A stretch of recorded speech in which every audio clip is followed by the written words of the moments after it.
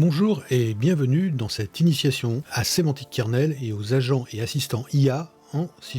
Aujourd'hui c'est l'épisode 2, les tout débuts, on va donc voir l'installation et les premiers pas avec Semantic Kernel. Dans cet épisode, on va passer au concret. Nous allons créer un projet .NET, installer Semantic Kernel, sécuriser notre clé API et envoyer notre premier prompt à l'IA et recevoir la réponse bien entendu. Avant de pouvoir envoyer un prompt à GPT ou autre, il nous faut un sésame.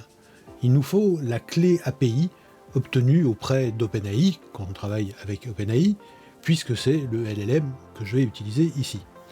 C'est un identifiant unique qui vous permet d'utiliser les modules GPT hébergés par OpenAI. D'autres fournisseurs fonctionnent selon des principes relativement identiques. Pensez à la clé API comme à une carte d'accès privée au service de l'IA auquel vous avez choisi d'accéder. Si vous n'en avez pas encore, c'est facile. Rendez-vous sur platform.openai.com, alors plateforme en anglais, donc sans E à plate et sans E à forme, et puis connectez-vous avec votre compte, si vous n'en avez pas, créez-en un, et puis après, menu API Key, créez New Secret Key. Normalement, ce n'est pas traduit en français. Vous pouvez voir le site, justement, d'OpenAI. Ça sera un autre site, si vous choisissez bien évidemment un autre LLM.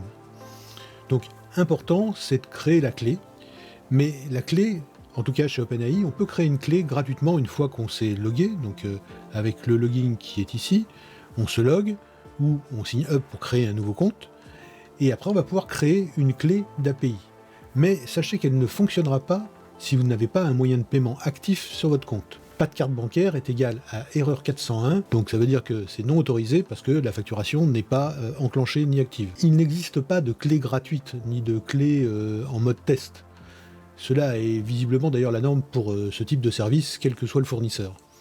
Toutefois, n'oubliez pas que Semantic Kernel permet aussi d'exploiter des IA gratuites installées en local, comme je l'ai déjà mentionné. On passe maintenant sous Visual Studio, et vous pouvez aussi d'ailleurs utiliser VS Code, et on commence par créer un simple projet console.NET, sur une version stable de .NET comme la 8.0 par exemple. Mais je vous passe tous les détails de cette opération, sans grand intérêt, vous connaissez déjà C#, c'est même un prérequis pour cette initiation que nous avons validé ensemble dans la première vidéo. Je vous ferai donc grâce dans chaque épisode des détails de la création du projet, que cela soit par un .NET New en mode console, ou par Visual Studio ou VS Code. Une fois que le projet est créé, ce que nous voyons à l'écran, puisqu'on a notre projet qui est ici, je l'ai déjà rempli pour qu'on aille un peu plus vite.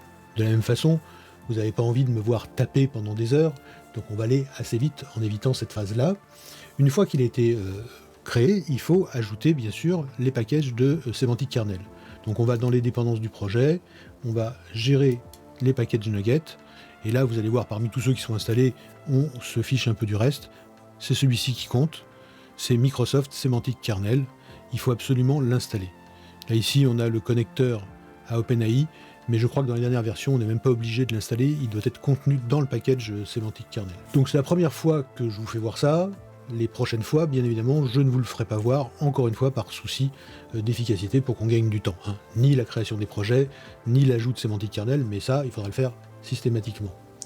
Et puis on va faire des projets en mode console pour ne pas se prendre les pieds dans le tapis de WPF, de WinUI, de MAUI ou autre chose. Donc, je suis allé sur le site de OpenAI, j'ai créé ma clé d'API. Pour l'instant, oubliez tous ces trucs-là.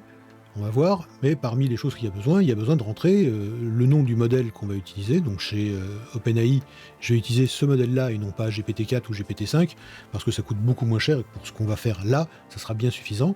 Et puis on va commencer à taper notre clé. Et je vais taper ma clé... Et non, je ne vais pas taper ma clé d'API en clair devant vous. Et bien sûr que non. Et les bonnes habitudes doivent se prendre tout de suite.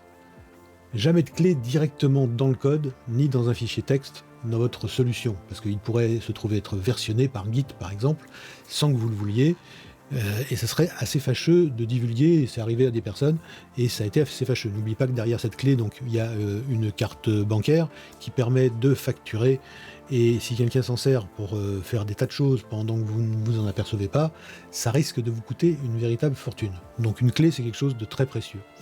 Donc ici, je ne vais pas faire ça. Ici, je vais utiliser un code qui est à moi. On va virer cette fausse clé. Et puis, on va utiliser la clé API Key,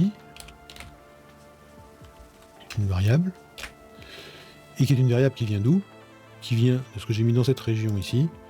API key est égal à API keystore.load, tout simplement. Et ce API keystore.load, s'il renvoie une clé vide, on s'arrêtera à la console en demandant de rentrer la clé et on la stockera. Ce qui fait que ce sera fait une fois pour toutes. Ce code, c'est un code qui m'appartient. Je l'ai fait pour vous faire voir qu'il fallait cacher la clé. Bien évidemment, ce n'est pas en soi un exemple absolu. Sur Maui, d'ailleurs, on dispose d'un coffre-fort par OS. Donc, pas de stockage disque à gérer, tout est fait en code natif. Il suffit d'utiliser l'objet Secure Storage. Je l'ai déjà fait voir, j'en ai déjà parlé sur mon blog. Toutefois, pour cette initiation, j'ai choisi d'être le plus universel possible, donc je n'utiliserai que la console. Ce que je vous montre fonctionnera sur toutes les versions .NET. J'ai donc préparé une classe pour gérer le stockage de la clé. Code qui fonctionne sur tous les environnements WinUI, WPF, console, ASP.NET, etc. Ce code est un peu particulier car il présente l'avantage de créer un fichier centralisé et non un stockage par projet. Ce qui fait qu'une fois que la clé a été saisie une fois, c'est-à-dire elle sera réutilisable par tous les projets sur la même machine. Aussi pratique que cela soit pour les besoins de ma démonstration, ou chez vous pour vos démos et vos essais, ce n'est qu'un code minimaliste pour illustrer le besoin de sécurité, mais son fonctionnement est loin d'être assez sécurisé pour une exploitation en conditions réelles. On peut regarder d'ailleurs ce API key, on ne va pas détailler tout le code, c'est une classe comme les autres, avec des fonctions statiques, notamment le load qu'on a vu utiliser dans le programme, le save, un clear si on veut effacer la clé bien évidemment, et donc ça va stocker tout ça dans un fichier apikeygen.dat, et ce fichier va être obfusqué de façon assez simple, ici en base 64, donc il n'y a rien d'extraordinaire.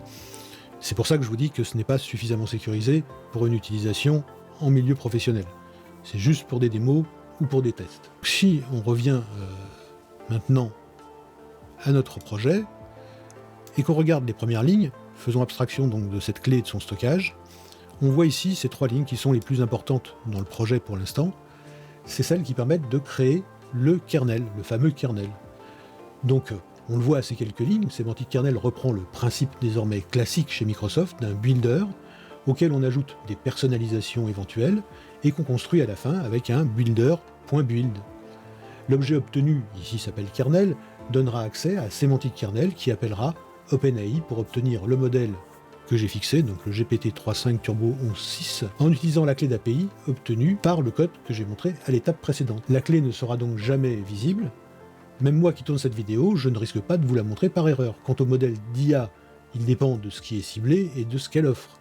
Avec OpenAI, GPT-4 n'est pas le modèle le plus puissant ni le moins cher, et donc là ici j'ai choisi un code qui est plus intéressant, un modèle qui répond vite et qui ne coûte pas très cher, ce qui sera suffisant pour nos tests. Donc il faut bien choisir en fonction de vos projets le type de modèle selon votre fournisseur, ce qu'il présente, de son prix, de ce que vous attendez comme complexité de réflexion et de réponse, bien évidemment avec le coût en face, puisque tout ça a un coût.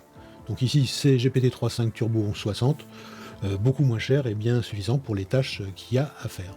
Donc si on revient sur notre code, on va voir l'interrogation de l'IA, et ici, bon là je change le code, la couleur de la console, parce que bien sûr ça sera plus agréable à regarder, mais ce qui nous intéresse vraiment c'est ici, voilà.